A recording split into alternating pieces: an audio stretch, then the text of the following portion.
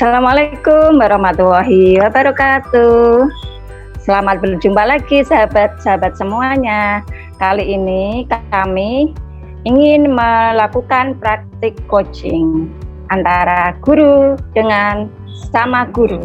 Sebelumnya perkenalkan anggota kelompok kami, yaitu saya Desi Wiramurti sebagai pengamat, Bapak Dwi Setiono sebagai coach, dan Ibu Nani Sri Astuti sebagai coach.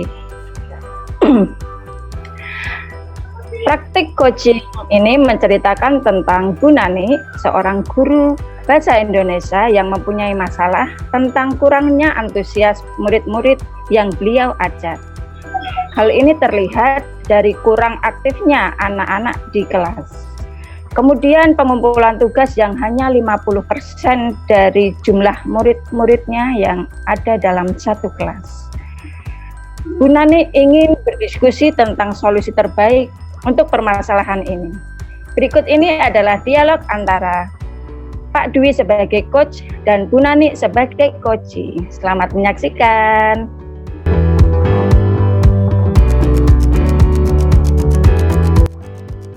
Selamat siang Pak Dwi, bolehkah saya meminta waktunya sebentar?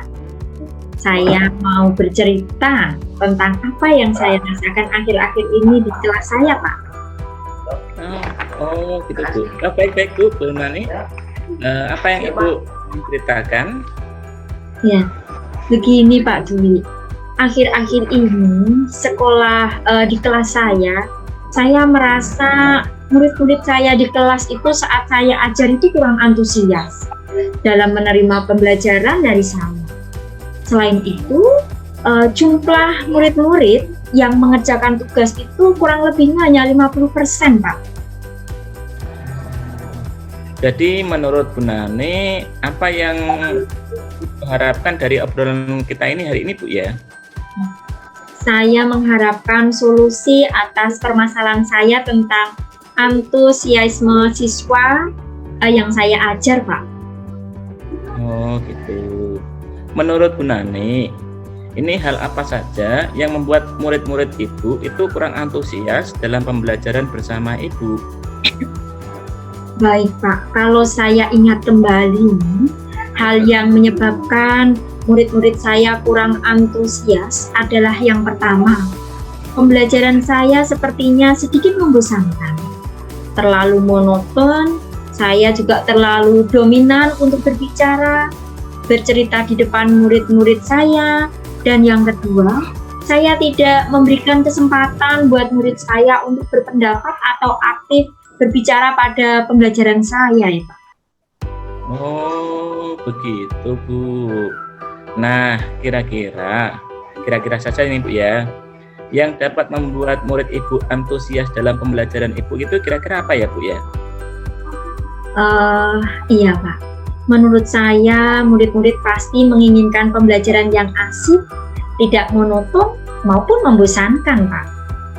Wah, saya sependapat dengan Ibu ini. Lalu menurut pendapat Ibu, ini apa saja yang bisa membuat murid-murid itu bisa asik dan tidak bosan pada pembelajaran Ibu ya? Iya Pak, menurut saya pembelajaran harus terpusat pada murid. Murid diminta untuk aktif dalam pembelajaran, kemudian adanya ice drinking ataupun game supaya pembelajaran itu lebih menarik gitu Pak. Oh gitu. Lalu mengenai tugas Bu yang diberikan kepada murid-murid, apakah sebabnya sehingga mereka itu kurang antusias dalam mengumpulkan tugas Bu ya? Nah, kemungkinan karena tugas saya terlalu banyak apa ya Pak, dan berisi banyak pertanyaan tanpa saya memberi sumber belajar yang beragam dan mengasihkan, mungkin itu ya Pak. Oh gitu. Kalau boleh tahu Bu, Ibu menggunakan sumber belajar apa saja yang di kelas Bu ya? Saya biasanya menggunakan buku teks yang ada di perpustakaan ya Pak. Kira-kira adakah sumber belajar selain dari buku teks itu Bu kira-kira? Ya saya pikir sih sebetulnya banyak sih Pak. Sumber belajar seperti video yang dari YouTube, artikel di blog, atau tulisan ilmiah yang ada di internet, atau bisa juga menggunakan aplikasi yang sedang tren ya Pak, seperti TikTok atau IG gitu apa ya Pak? Nah, itu betul sekali Bu. Nah, itu saya yakin sekali bila Ibu bisa menggunakan berbagai macam sumber belajar, pasti akan membuat anak-anak, murid-murid Ibu itu antusias dalam pembelajaran Ibu. Jadi sekarang rencana Ibu untuk menyelesaikan masalah ini bagaimana Bu? Yang pertama, saya mempunyai rencana Pak, merancang pembelajaran yang mengasihkan dengan menggunakan sumber belajar yang beragam, seperti video yang dari YouTube, TikTok. Kemudian yang kedua, saya akan memberikan tugas yang tidak terlalu banyak. Kemudian bentuk tugasnya juga sesuai dengan minat dan bakat murid-murid saya. Istilahnya, saya di sini akan menggunakan pembelajaran yang diferensiasi, Pak. Iya. Kemudian dari pembelajaran diferensiasi itu, murid-murid tidak terkesan dipaksa atau terpaksa, tetapi mereka memang senang mengerjakan tugasnya. Misal menggunakan bentuk drama, kemudian lagu, puisi, pantun, ataupun bisa juga dalam bentuk laporan digital gitu ya Pak. Wah, bagus sekali rencana Ibu. Ini mudah-mudahan itu berhasil semua Bu. Menggunakan media-media yang lain itu bisa mengaruhi untuk semangat belajar anak gitu ya. Nah, lalu Ibu, kira-kira ini apa komitmen Ibu terhadap rencana Ibu ini? Iya Pak, saya berkomitmen untuk selalu membuat rencana pembelajaran yang mengasihkan, menggunakan banyak sumber belajar untuk mengeksplorasi materi, sehingga murid-murid saya dapat menjalankan belajar dengan merdeka belajar, dan saya akan membuat murid-murid saya itu senang dalam kegiatan eksplorasi materi tanpa adanya unsur paksaan. Akan saya serahkan pilihan sumber belajar pada murid-murid saya, Pak. Wah, keren sekali Bu Nani. Itu saya sangat mendukung sekali Bu. Ya, mudah-mudahan semua berjalan dengan lancar Bu ya. Dengan Ibu. Ya Pak Dwi, terima kasih banyak ya Pak atas waktunya dan sharingnya pada siang hari ini. Mudah-mudahan kita bisa menjadi guru yang selalu diinginkan oleh murid-murid kita ya Pak. Amin. Ya, amin. Ya.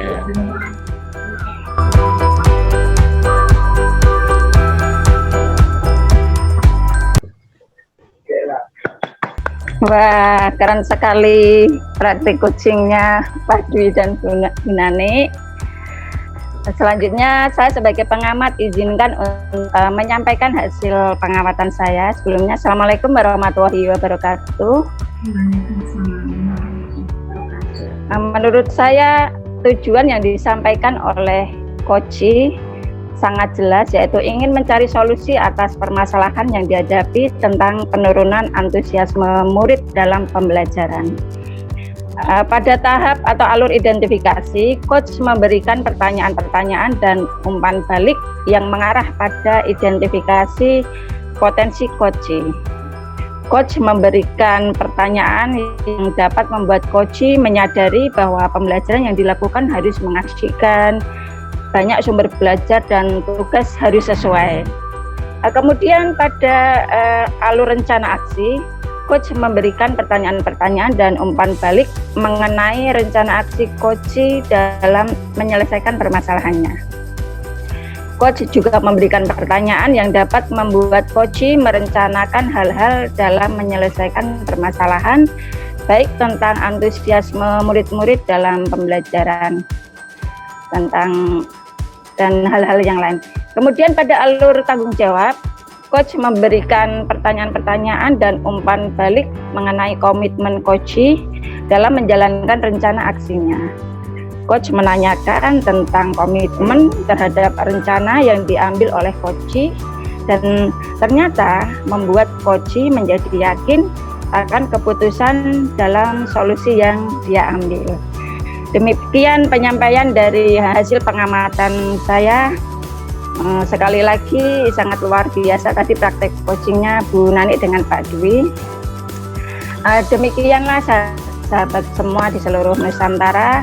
Demikian praktek coaching dari kelompok kami. Sampai berjumpa lagi di video berikutnya. Terima kasih.